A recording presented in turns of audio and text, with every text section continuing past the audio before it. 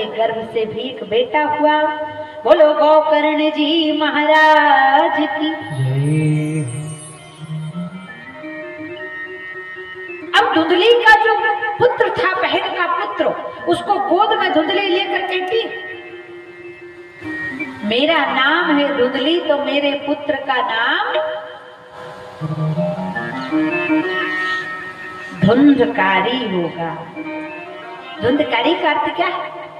धुंधकार स्थिति करना क्रूरे दुरात मन है।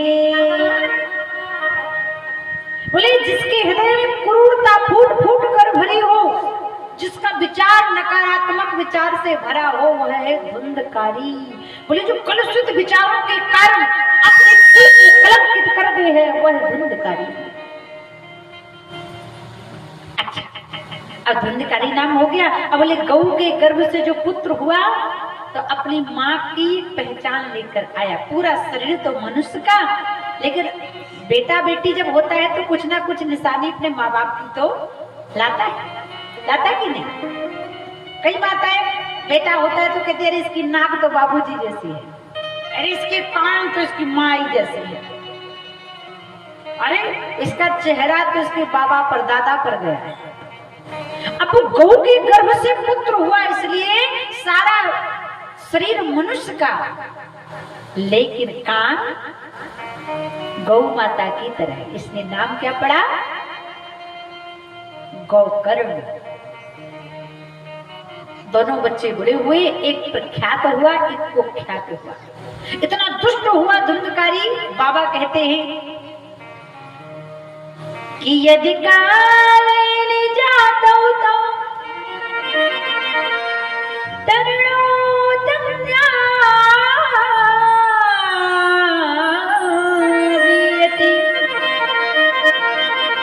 गोकर्णो पंडितो ज्ञानी धुंधकारी चमाखला।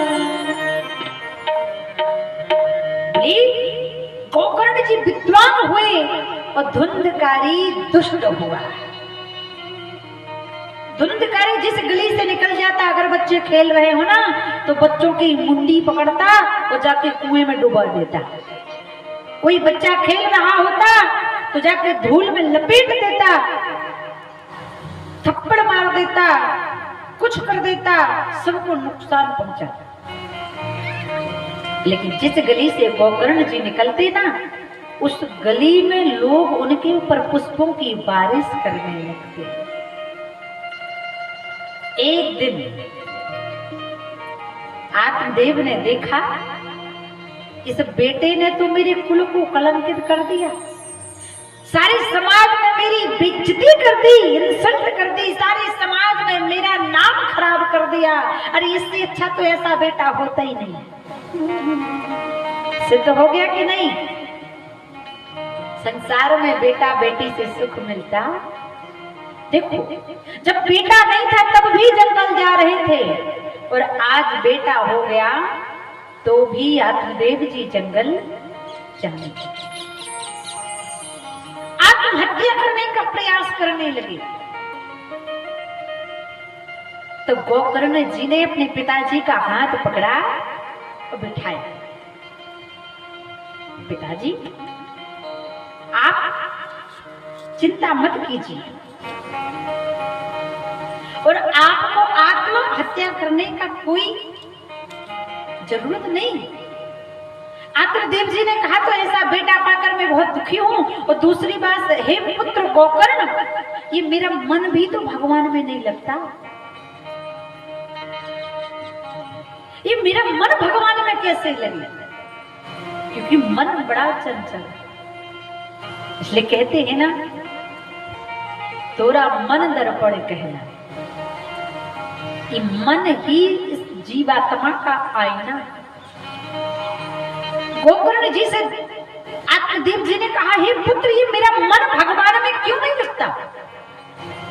मैं अत्यंत प्रयास करता हूं कि मेरा मन भगवान की भक्ति में लगे, लेकिन ये मेरा मन भक्ति में नहीं लगता। गोकर्ण जी ने कहा, तो सुनो पिताजी, ये शरीर ना दो रस्सियों से बंधा हुआ है, ध्यान देना। बड़ा मार्मिक ज्ञान 2 श्लोकों में गोकर्ण जी ने आत्मदेव जी को दिया, जिसे गोकर्ण गीता भी कहा गया। अर्जुन को विषाद योग प्रकट हुआ तो भगवत गीता बनी। गंगा पुत्र भीष्म पितामह को विषाद योग प्रकट हुआ तो भीष्म गीता बनी। और आज आत्मदेव को विषाद योग प्रकट हुआ तो गोकर्ण गीता प्रकट हुई।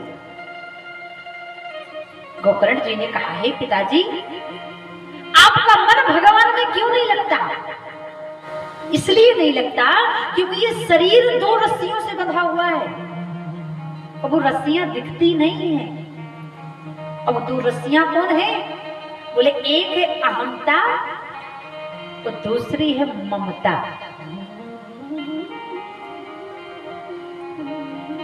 अहमता का मतलब मैं, शरीर के लिए मैं, ये मेरा है, ये घर मेरा, ये दुकान मेरी, ये खेत मेरा, ये संपत्ति मेरी, ये बेटा मेरा, ये बहू मेरी, ये नाती मेरा, ये पोता मेरा।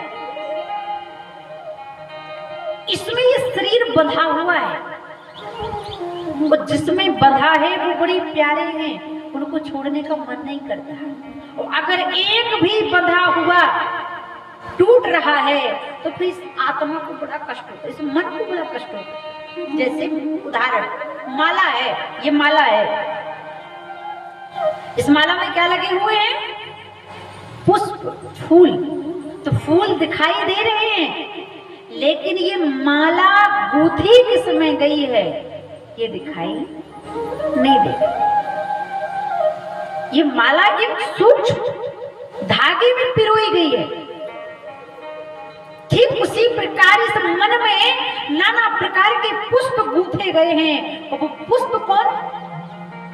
बहू नाम का पुष्प, बेटा नाम का पुष्प, पोता नाम का पुष्प, परिवार नाम का पुष्प, घर नाम का पुष्प, मकान का पुष्प, इस सारे इस मन के माला में पिरोए गए हैं। लेकिन जब यह माला टूटती है ना तो बड़ा कष्ट होता है। जब ये माला टूटती है, इस माला का एक भी पुष्प नीचे गिर जाता है या नष्ट हो जाता है तो बड़ा कष्ट होता है। समझने की बात है माना। जैसे ये मन है, इस मन में, इस मन रूपी माला में, मन रूपी धागे में परिवार के कई लोग पिरोए हुए हैं। अगर एक भी पुष्प टूट कर गिर जाता है तो बड़ा कष्ट होता है। परिवार का एक सदस्य ही अगर समाप्त हो जाता है, नष्ट हो जाता है तो हमें बड़ा कष्ट होता है, हमें उसका बड़ा दुख होता है।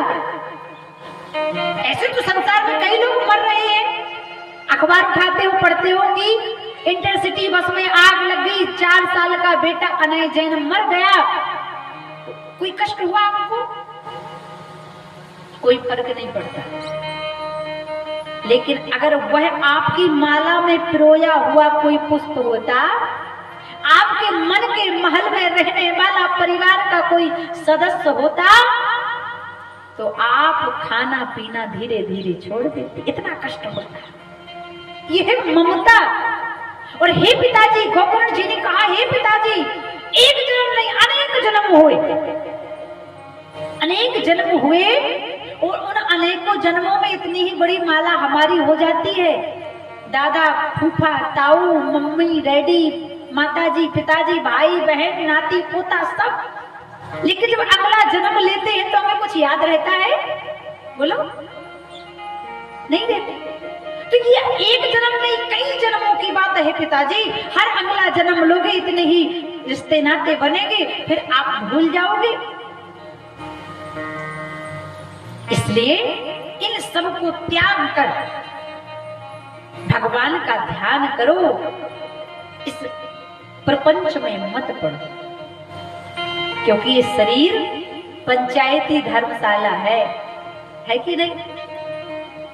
ये शरीर एक पंचायती धर्मशाला है महाराज। जैसे गांव में नहीं, चंदा दे देकर, दान दे देकर एक कहीं धर्मशाला बना देते थे। किसी को आना है तो धर्मशाला में ठहरता था, जितने दिन की बुकिंग करता था उतने दिन ठहरता था, चला जाता था। इसी प्रकार ये शरीर भी एक पंचायती धर्मशाला है। जितने दिन की बुकिंग है, जितने दिन का हमारा टिकट है, कोई 70 साल जीता है, कोई 80 साल, कोई 90 साल, कोई 100 साल, कोई 125 साल भी जीता है और कोई 60 साल भी नहीं जीता है। तो इस पंचायती धर्मशाला में हम रह रहे हैं। इस पंचायती धर्मशाला में 5 तत्व हैं। ये शरीर 5 तत्वों से बना है। वो तत्व कौन से हैं? बाबा कहते हैं कि चिति जल पावक क्या गनो समीरा, चित जल